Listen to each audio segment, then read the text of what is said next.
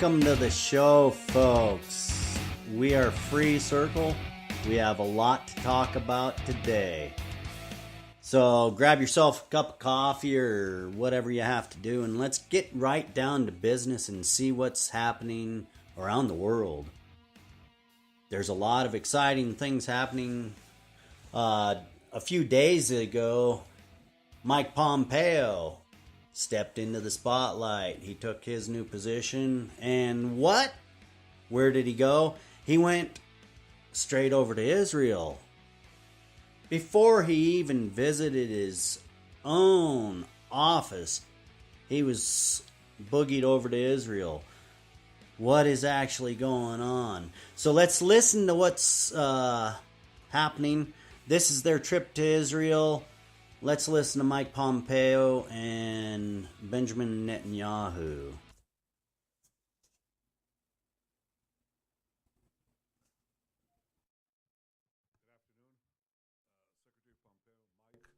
It's wonderful to welcome you. This is your first visit to Israel as Secretary of State.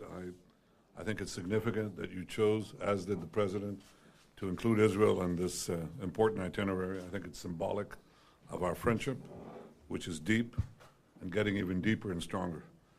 We've known each other for some time, followed your activities in Congress, and then as in the CIA, now as Secretary of State. You're a true friend of Israel, a true friend of the Jewish people. And I look forward to working with you in your new role. We've just had very productive, very focused conversations on our common interests and how to defend our common values. I want to thank again President Trump for his historic decision on recognizing Jerusalem as Israel's capital. We look forward to welcoming the American delegation to celebrate the relocation of the embassy with you, Ambassador Friedman. I must tell you that the bold decision by President Trump has prompted other countries, quite a few now, who are planning to move their embassy to Jerusalem as well. It says something about American leadership and about the forthright way in which simple truths are being put forward and the effect this has on the international scene. Mr. Secretary, I think the greatest threat to the world and to our two countries and to all countries is the marriage of militant Islam with nuclear weapons, and specifically the attempt of Iran to acquire nuclear weapons. We've had a very productive talk today on this subject as well. I appreciate the President's leadership and your position on stopping Iran from ever acquiring nuclear weapons. I appreciate the President's and your position on stopping Iran's aggression in the region. That aggression has grown many-fold since the signing of the Iranian deal. If people thought that Iran's aggression would be moderated as a result of signing the deal, the opposite has happened. And Iran is trying to gobble up one country after the other. Iran must be stopped. Its quest for nuclear bombs must be stopped. Pay attention. Its aggression must be stopped. And we're committed to stopping it together. I was very much encouraged, once again, by the steadfast support of the United States for Israel and for this common effort, which encompasses many other countries, as you well know, Mr. Secretary. But our bond is special. It's based on shared values of democracy, freedom, the quest for security and peace. And I can say that today America and Israel are closer than ever before. And I have no doubt that our alliance will grow even closer in the years ahead. So I want to welcome you back to Israel, Mr. Secretary. It's a pleasure to see you, and I wish you the best of luck in your important mission. Thank you. Thank you so much. Thank you. Well, good afternoon. It is a great honor to be here. On my first trip as Secretary of State, I've been the Secretary for a handful of hours, as I was saying earlier. I haven't been to my office yet. As you said, this relationship's never been stronger, and I think we should both be proud of that. We had fantastic conversations today on difficult issues facing each of us. We are incredibly proud to be opening the new embassy on May 14th, well ahead of the original timetable. This step comes as Israel celebrates its 70th anniversary of independence, and 70 years of recognition as steadfast support from Israel, from the American people as well. By recognizing Jerusalem as the capital of Israel and the seat of its government, we recognizing reality. I also stress, as President Trump has said in December, the boundaries of Israeli sovereignty in Jerusalem remain subject to negotiations between the parties, and we remain committed to achieving a lasting and comprehensive peace that offers a brighter future for both Israel and the Palestinians. Many of our conversations today, Mr. Prime Minister, as you said, centered on Iran. Strong cooperation with close allies like you is critical to our efforts to counter Iran's destabilizing and malign activity throughout the Middle East, and indeed throughout the world. We remain deeply concerned about Iran's dangerous escalation of threats to Israel and the region, and Iran's ambition to dominate the Middle East remains. The United States is with Israel in this fight, and we strongly support Israel's sovereign right to defend itself. Regarding the JCPOA, President Trump's been pretty clear. This deal is very flawed. He's directed the administration to try and fix it. And if we can't fix it, he's going to withdraw from the deal. It's pretty straightforward. Unlike the past administration, President Trump has a comprehensive Iran strategy that is designed to counter the full array of threats emanating from Tehran. As part of the President's comprehensive Iran strategy, we are also working to counter the broad set of non-nuclear threats, Iran's missile systems, its support for Hezbollah, the importation of thousands of proxy fighters into Syria, and its assistance to the Houthi rebels in Yemen. We look forward to working closely with strong allies like Israel in countering these threats and rolling back the full range of Iranian malign influence. Regarding Syria, where the barbaric Assad regime is propped up by Iran, the United States' top priorities are to defeat ISIS, de-escalate violence, deter the use of chemical weapons, and ensure the safe delivery of humanitarian aid, and support an ultimate political resolution to the conflict. Our strategy to do that remains unchanged. We strongly support the UN-led efforts in Geneva to bring an end to the Syrian conflict, which has gone on for far too long. We know there are many challenges ahead, and we look forward to being your partner in resolving each of them. The United States and Israel, I know, together can achieve that. It's great to be back. Thank you. Good to see you, Mike.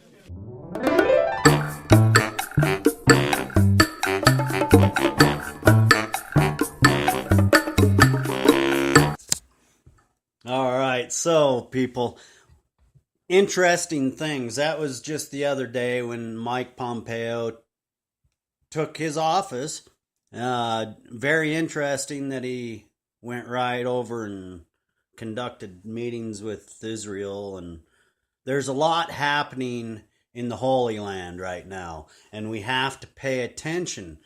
So now today, Benjamin Netanyahu came out and released this next statement, and I want you to remember back when Colin Powell, Donald Rumsfeld, and the Bush administration and all of them went into Iraq and Afghanistan, the things that were said back then. So let's take a listen to what Mr. Netanyahu said today.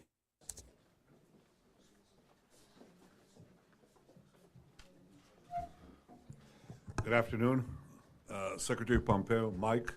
It's wonderful to welcome you. This is your first community in its secret atomic archive. We're going to show you Iran's secret nuclear files. You may well know that Iran's leaders repeatedly deny ever pursuing nuclear weapons. You can listen to Iran's Supreme Leader, Ali Khamenei. I stress that the Islamic Republic has never been after nuclear weapons.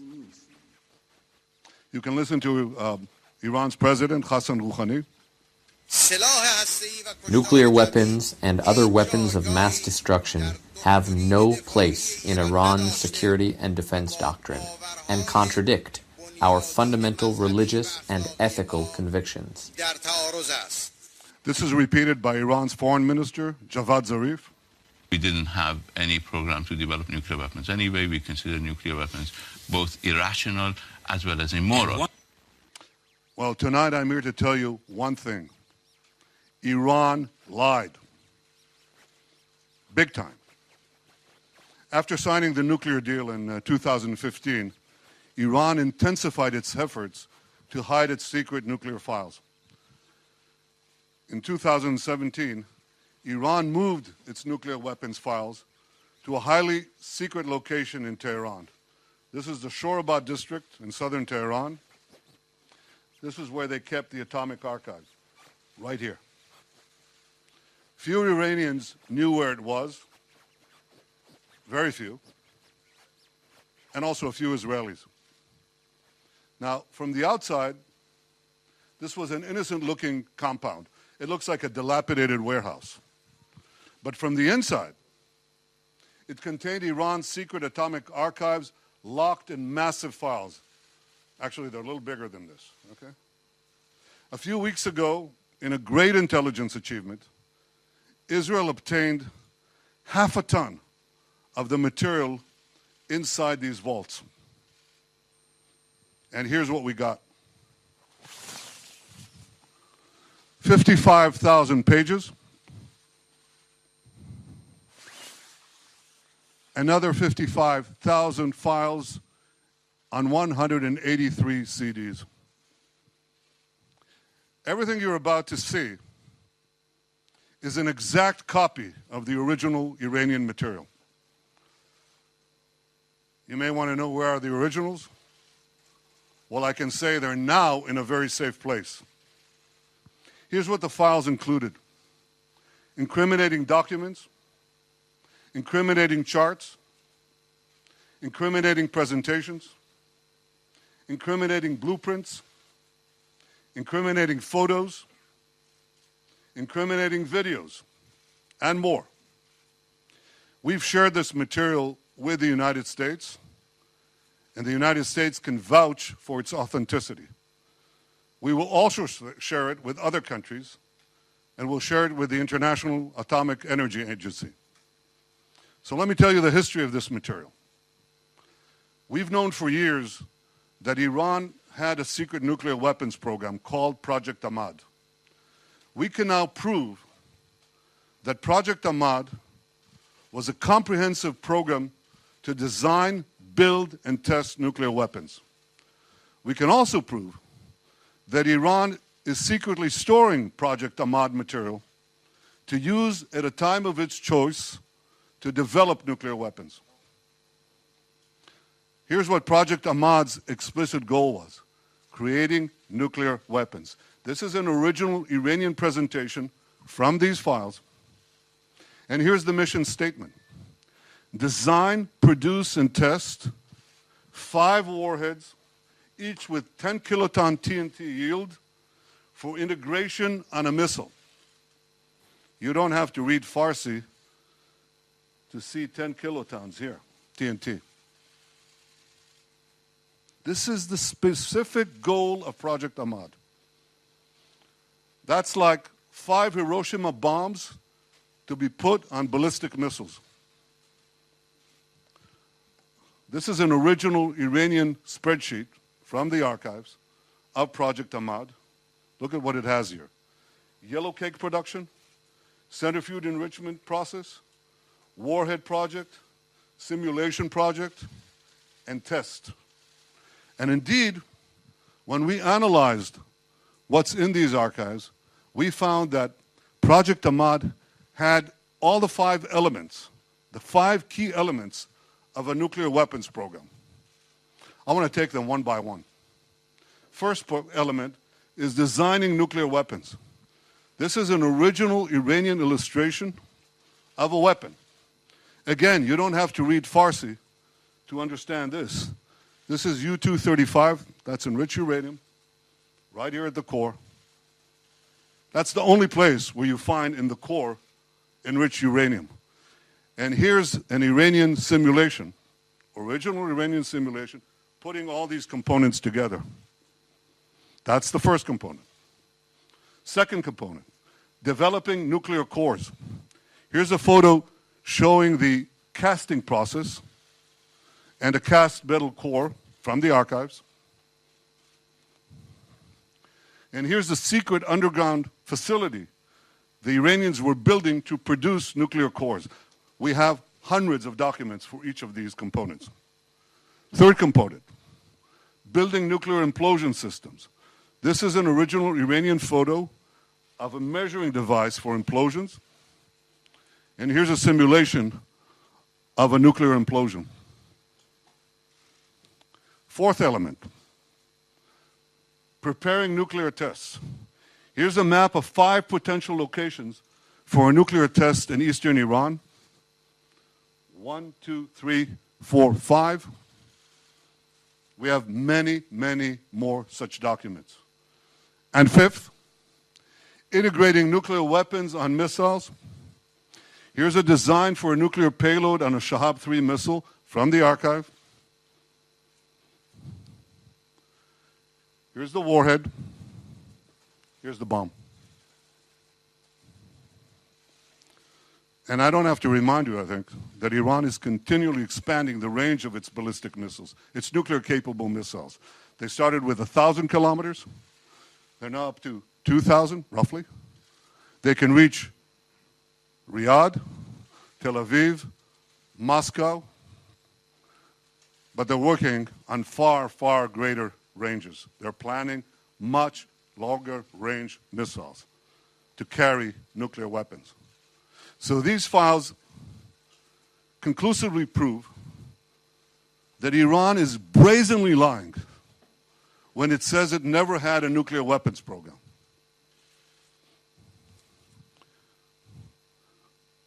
The files prove that. But here's what happened next. Iran was faced with mounting pressure in 2003. You remember that. That was following the Gulf War. So it was forced to shelve Project Ahmad. But it didn't shelve its nuclear ambitions. So Iran devised a plan to do 2 things. First, to preserve the nuclear know-how from Project Ahmad. And second, to further develop its nuclear weapons-related capabilities. That plan came directly from Iran's top leadership. Here's another document from the archive. This is following the new directive of Iran's Minister of Defense, Mr. Shamkhani. Today is the director of the National Security Council. Following the new directive of Iran's Minister of Defense, the work would be split into 2 parts, covert and overt. A key part of the plan was to form new organizations to continue the work. This is how Dr. Mohsen Fakhrizadeh, head of Project Ahmad, put it. Remember that name, Fakhrizadeh. So here's his directive. It's right here. And he says, the general aim is to announce the closure of Project Ahmad, but then he adds, special activities, you know what that is, special activities will be carried out under the title of scientific know-how developments. And in fact, this is exactly what Iran proceeded to do. It continued this work in a series of organizations over the years. And today, in 2018, this work is carried out by Sapand. That's an organization inside Iran's defense ministry. And you will not be surprised to hear that Sapand is led by the same person who led Project Ahmad, Dr. Fakhrizadeh, and also, not coincidentally, many of Sapand's key personnel worked under Fakhrizadeh on Project Ahmad. So this atomic archive clearly shows that Iran planned at the highest levels to continue work related to nuclear weapons under different guises and using the same personnel. I want to give you another example of Iran's nuclear weapons-related activities that continued after Project Ahmad. You all remember the Fordow facility? Can you show that? Fordow uranium enrichment facility. This was a secret underground enrichment facility that the Iranians built under a mountain. You don't put thousands of centrifuges under a mountain to produce medical isotopes. You put them there for one reason: nuclear weapons. Enrichment for nuclear weapons. but the files show that Fordo was designed from the get-go for nuclear weapons as part of Project Ahmad. Here's an original Iranian blueprint of Fordo. And what happened was that Iran continued to build Fordo years, secretly build it, years after Project Ahmad ended. Here's what it looks like. That's the entrance. It goes under a mountain. You also will not be surprised that Iran insisted on keeping Fordo. And amazingly, the nuclear deal enabled it to do it. It enabled it to do it, but this came with a hitch. Iran was required by the IAEA to come clean, by the nuclear deal, to come clean to the International Atomic Energy Agency about its nuclear program. This was an explicit condition for implementing the nuclear deal. Iran has to come clean. So in December 2015, the IAEA published its final assessment of what it called the military aspects of Iran's nuclear program. This is the report. This was Iran's chance to fully come clean to the IAEA. They could tell the truth. They could say, we had this program, the secret program. It's over. We shelved it. It doesn't exist. We destroyed the material. Here's what Iran actually told the IAEA. It said, Iran denied the existence of a coordinated program aimed at the development of a nuclear explosive device and specifically denied, get this, specifically denied the existence of the Ahmad plan. The material proves otherwise, that Iran authorized, initiated, and funded Project Ahmad, a coordinated program aimed at the development of a nuclear explosive device. Here's another document from the archive. This is a master plan of Project Ahmad. Iran said to the IAEA, no work has been conducted with multi-point initiation. This is multi-point initiation. You got to forgive me. This jargon, this scientific terminology is something that is necessary to understand the production of nuclear weapons. But here's what they say. No work has been conducted with MPI technology in hemispherical geometry. But again, the archive shows that this is a complete fabrication. Iran conducted extensive work with MPI technology in hemispherical geometry. Here's an example. Hundreds of more documents prove it. Iran said to the agency that it had not conducted metallurgical work specifically designed for a nuclear device. But the files again show that this is a lie. Iran conducted extensive metallurgical work specifically designed for a nuclear device. Here's an original Iranian photo, plenty more in the archive. So what I've shown you tonight is just a fraction of the total material that we have. But even from this sample, you can draw 4 main conclusions. Okay, you get the idea there, people. So, in other words, there's something big coming down the pike, and I'm not sure what it is. I'm not going to assume or have any thought about the matter until we see what is actually going to happen. Now, there's other issues that we're going to deal with today also, and that's kind of the power-hungry structure that's built within the U.S. And, you know, we are a constitutional-based structure here in the U.S.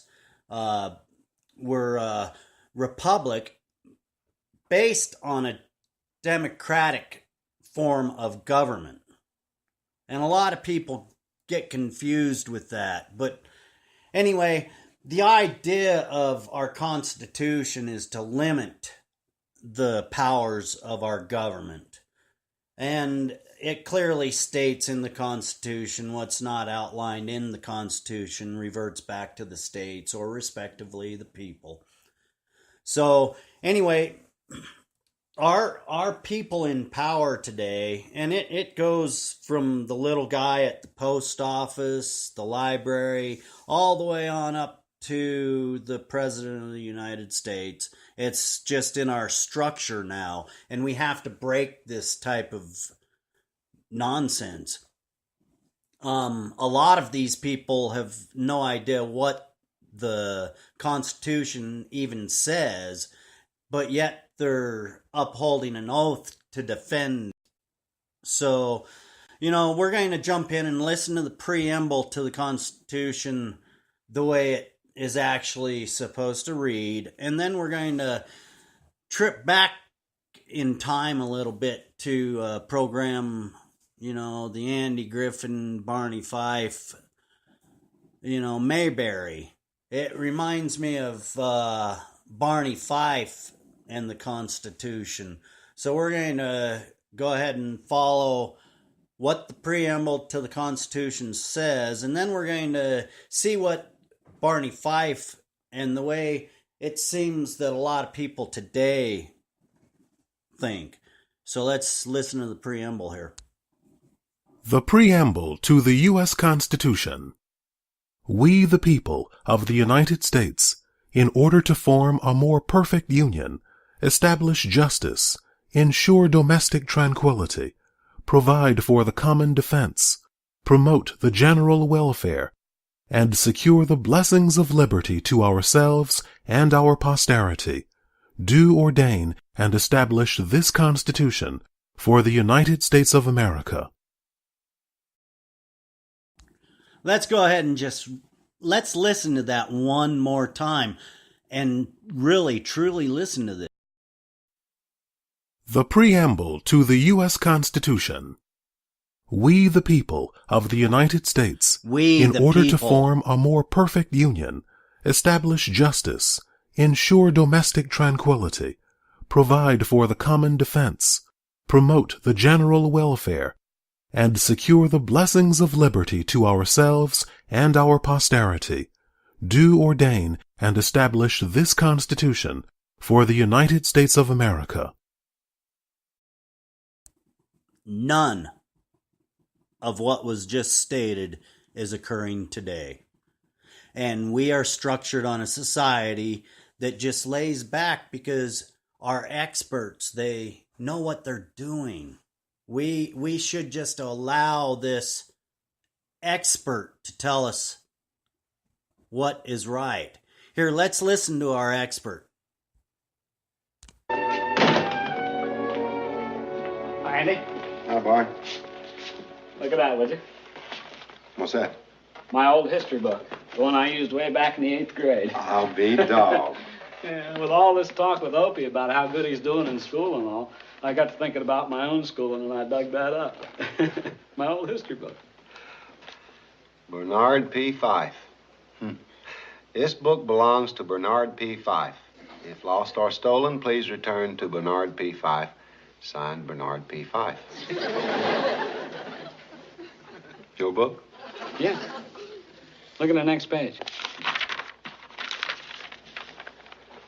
A History of the United States of America by Bernard P. Fife. Well, remember how we used to paste our own names over the authors? Oh, yeah. Boy, you've had this a long time. Well, since the 8th grade. And you want to know something? There's things right there in that book that I learned that I still remember to this day. Oh, come on. To this day. It's amazing how that stuff stays with you. Once you learn something, it never leaves you. It stays locked up tight right in the old noodle. Does, huh? Sure. Here, let me show you. Here, Constitution of the United States. Now, we had to memorize the preamble of that. I still remember it. You do? Yeah. Here, I'll show you. Hold the book on me. Okay. All right, go ahead. Constitution of the United States.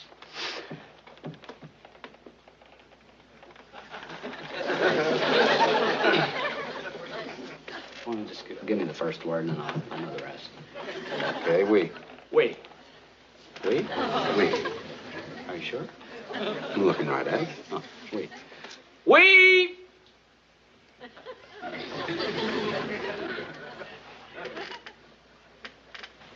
Thee. Thee. We thee. We thee.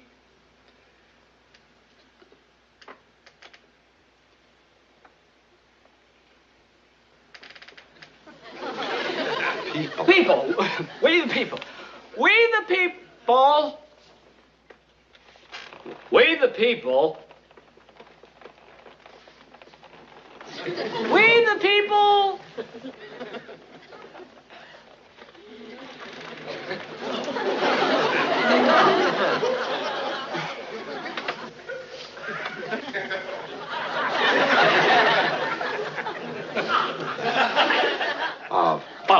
We the people of the United. We the people of the United flag. Breathe. Wind. Wave. Star. States. States. We the people of the United States. In order In order to form a form a more perfect to form a more perfect union. Union. In order to form a more perfect union.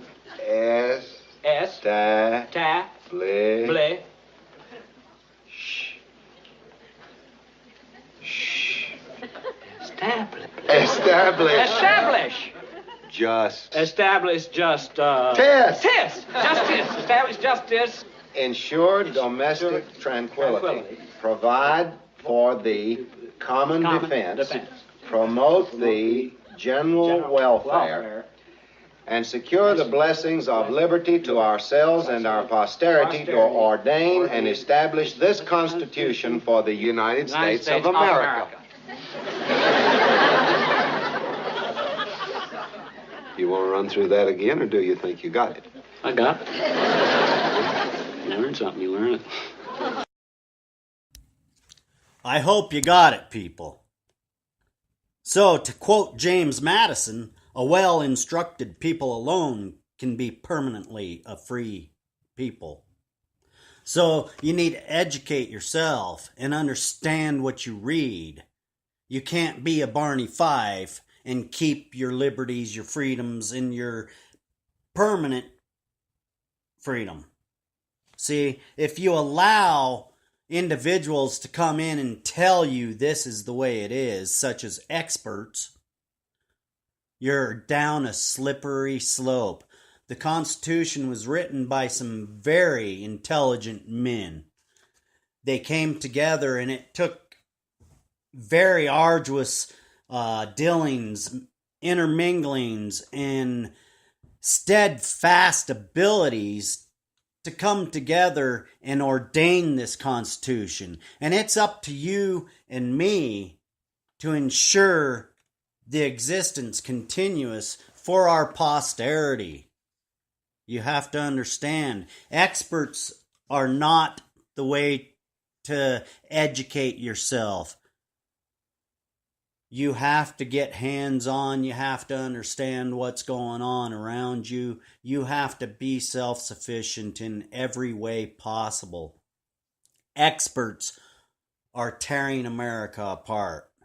There was a report done, it's called the Milgram Report, way back. And you can I'll have all of these source videos put onto my YouTube channel, and you can go look at all of these videos that I have played out today. But let's listen to the Milgram Report and find out. This was a study done by Yale University, I believe it was, and the meaning of, let's just listen. Here's a little clip of the Milgram Report. A decade earlier, psychologist Stanley Milgram had also looked at how we respond to authority. In order to understand how people were induced to obey unjust regimes and participate in atrocities such as the Holocaust, he set up an experiment. Volunteers were told they were taking part in scientific research to improve memory. Would you open those and tell me which of you is which, please? Teacher. Learn. Teacher. Separated by a screen, the teacher would ask the learner questions in a word game and administer an electric shock when the answer was incorrect. He was told to increase the voltage with each wrong answer. Cloud. Horse. Rock. House. Answer. Wrong. 150 volts. Answer. Horse. a minute. That's all. Get me out of here.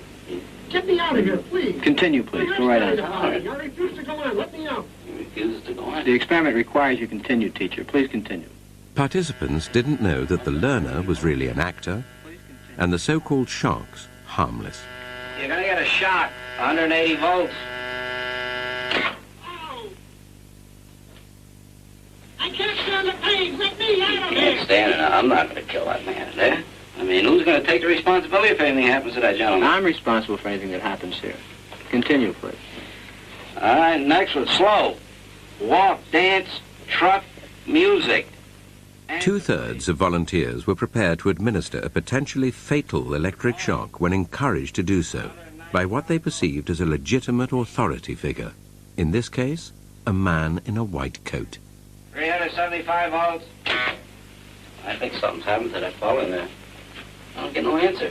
He was hollering with less voltage. Can't you check in and see if he's all right, please? Milgram's findings horrified America.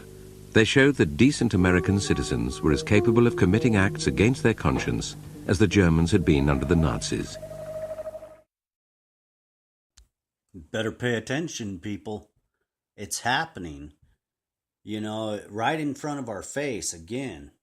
You know, and as far as your white coats, as experts, that's a dangerous, slippery slope. And we're seeing that on your gun control debates right now, where they want to use doctors, the men in the white coats, to say what is best for you instead of you as an individual that was born with certain unalienable rights endowed to you upon by the Creator. You cannot allow this to happen. Now, I want to go a little further about this. Here a couple years ago, there was an incident where there was the Utah sheriff threatened to just arrest the Forest Service workers. So you're seeing your experts now starting to devour upon each other because they're all hungry for that power and control, and they can't just abide by the simple pages of the Constitution. Let's go ahead and listen to that. Fighting words are flying in central Utah. Sheriff threatened to jail Forest Service employees. And it's public knowledge in Utah's second smallest county. Fox 13's Max Roth joins us in studio. And Max, we're talking about Piute County, right? Yeah, Bob, that is right. And you know, fewer than 2,000 people live in Piute County, many of them there for several generations. The Forest Service and the BLM control 74% of the land there, and longtime locals think they're getting heavy-handed. Stanton Gleave is a rancher in Piute County. These days, he says it's easy to feel more like a sheep than a shepherd. We're like a herd of sheep is what we've been like. If we just stay in the middle and let them keep picking on that guy out there and this guy over here, that's the way we survive with the BLM and the Forest Service. We've been trying to fight a fight that has never seemed to gain any ground in all of that time. That's Piute County Sheriff Marty Gleave 2 weeks ago. The Gleave family is big in Piute County, and the sheriff is a rancher as well. He's making waves lately. These are minutes from a county commission meeting on January 11th. Sheriff Gleave talked to the Forest Service District Chief, Jason Kling. Stanton Gleave and another rancher were denied a grazing permit on Monroe Mountain. The transcript reads, Sheriff Gleave informed Jason Kling that he will not allow this to be a Bundy situation. If that entails jailing the Forest Service, he will do it, with 4 exclamation points. The Bundys are central figures in standoffs in Nevada and Oregon over the use of public lands. The sheriff used the same tough language on February 12th. We're not taking no more cats on the mountain. I'll deputize every man, woman, and child in that county to stop what's going on. One other thing, these federal people don't have any right to be here if you follow this. This tells you all through this that this land, if Utah is not the a Constitution, then Utah owns this land. The resentment runs deep across rural Utah. The problem we've got is simple. These tree huggers are running these agencies. But environmentalists say it's anything but simple. These are national public lands, and when you give all of that power to one specific interest, then it's hard to find resolution and it's hard to find compromise. It's like a lover's triangle. Two sides loving the land, each feeling their claim is more authentic. Either they're trespassing or we're trespassing. If we're trespassing, tell us, because I'm ready to move on to some other occupation. Tough words, but the federal involvement in Utah ranching does cut both ways. They can take and give. A quick search of agricultural records shows us that the rancher you just heard, Stanton Gleave, received $259,000 in federal farm subsidies between 2000 and 2010. And it appears even the sheriff in the story, Marty Gleave, got a $9,600 farm subsidy in 2010. Bob? Boy, this really is kind of complicated. Yeah. Now, the sheriff and the rancher both have the same last name of Gleave. Are they father and son? I mean, they look similar. No. You know, it sounds like the rancher, Stanton Gleave, is the sheriff, Marty's uncle. And that Gleave name is everywhere in Paiute County. A matter of fact, those minutes that we quoted where the sheriff threatened to arrest the Forest Service, well, those minutes were taken by Callie Gleave, and she's the county clerk. Wow. All right, Max, thank you so much. All right, people. It's about to get real here. So I'm telling you, you need to get prepared. Get on a farm, get some chickens. It may be too late. So you'd better hope and pray. And I'm asking you to seek the man above. You know, get right with him. You know, forgive those that trespass against you. And don't pick up the sword. And don't deny Christ. It's all about him.